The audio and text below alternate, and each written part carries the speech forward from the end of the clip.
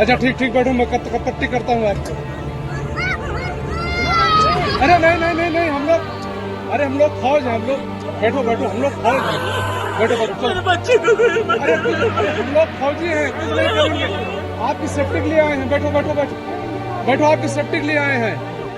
પહેલગામ આતંકવાદી હુમલાના ભયાનક દ્રશ્ય બાદ એક પછી એક અલગ અલગ ઘટસ્ફોટ થઈ રહ્યા છે। આ બધાની વચ્ચે અલગ અલગ પક્ષના નેતાઓ પોતાની પ્રતિક્રિયા આપી રહ્યા છે અને એ બધી જ પ્રતિક્રિયાઓમાંથી જે સૌથી વધારે ચર્ચામાં આવતી પ્રતિક્રિયા છે એ છે એઆઈએમઆઈએમના વડા અસદુદ્દીન ઓવૈસીની પ્રતિક્રિયા।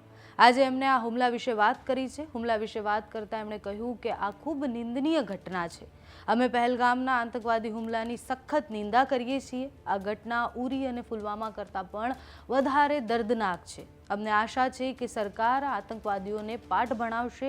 તેમણે એવું કહ્યું કે દેશે એકજૂથ થઈને આતંકવાદ વિરુદ્ધ કડક કાર્યવાહી કરવી પડશે। જો કે પ્રતિક્રિયા આપી એની પહેલાં એમણે સોશિયલ મીડિયા પર પણ એક ટ્વીટ કરી હતી। એટલે એમણે ટ્વીટમાં એવું લખ્યું હતું કે પહેલગામ આતંકવાદી હુમલો અત્યંત નિંદનીય છે અને આ હુમલાના ગુનેગારોને કાયદા હેઠળ સખતમાં સખત સજા થવી જોઈએ।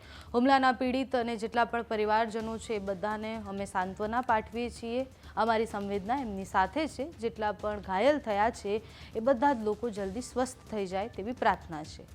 એટલું જ નહીં, એઆઈએમઆઈએમના અન્ય એક નેતા વારિસ પઠાણે પણ પહેલગામના જે આતંકવાદી હુમલો થયો એના ઉપર નિવેદન આપતા કહ્યું કે પહેલગામ આતંકવાદી હુમલો અત્યંત નિંદનીય છે। અમે સખત નિંદા કરીએ છીએ। આ હુમલાના ગુનેગારોને કાયદા હેઠળ સખતમાં સખત સજા થવી જોઈએ। હુમલાના પીડિત અને પરિવારજનો સાથે અમે ઊભા છીએ।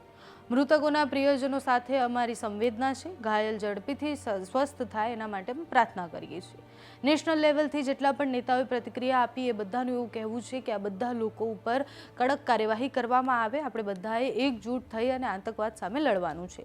ગુજરાતના નેતાઓની પણ આ જ કંઈક વાત છે। ગુજરાતના જેટલા પણ નેતા છે, ગુજરાતના જેટલા લોકો ત્યાં ફરવા ગયા હતા એ બધાને સાંત્વના પણ આપી છે અને સાથે જે મૃતકો ગુજરાતના 3 લોકોના મૃત્યુ થયા છે એ બધા સાથે પણ ગુજરાતના નેતાઓ ઊભા છે તેવી વાત કરવામાં આવી। શક્તિસિંહ ગોહિલથી લઈને વિપક્ષના નેતા અને બધાનું એવું કહેવું છે કે સરકારે આ વિષય પર કડકમાં કડક એક્શન લેવા જોઈએ અને આતંકવાદીઓ સામે આપણે સાથે મળી અને લડવાનું છે।